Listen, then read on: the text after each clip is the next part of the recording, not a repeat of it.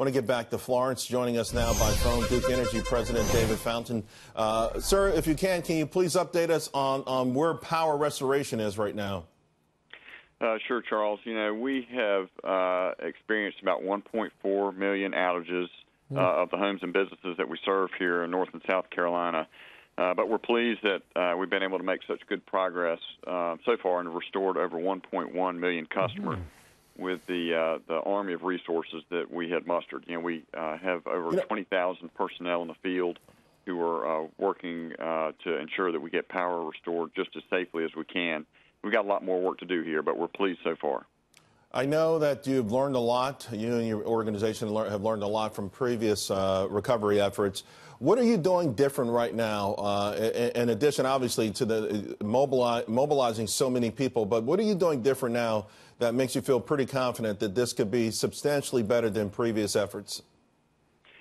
Well, yeah, I'm here at our Storm Command Center in Raleigh, and we're using predictive data analytics to determine when floodwaters will recede so that we can get into the most heavily impacted areas.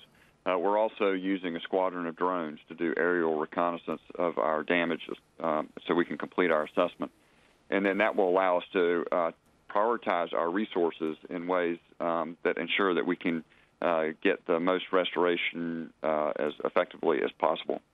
Are there any spots right now, any areas, since you're on the air with us and we have a pretty wide audience, that you'd like to share with the audience? Anything you want to impart with the folks that are listening right now?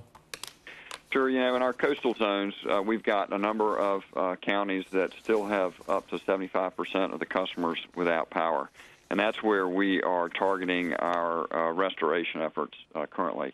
Today, we're going to be bringing in helicopters with aerial saw blades to cut the trees off our high-voltage transmission lines.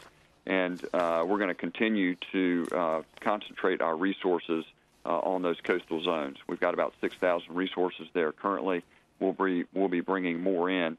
And these resources are working in very dangerous conditions, changing conditions. Right. The winds, we're still under a tornado watch here, the flooding you've seen, but they're doing really heroic work. And we've been partnering with our federal, state, and local emergency officials to ensure that we're all working to support this response in a coordinated way. Sir, I want to say thank you on behalf of everyone. We really appreciate you taking the time and, of course, the effort that you guys have made. Thank you very much.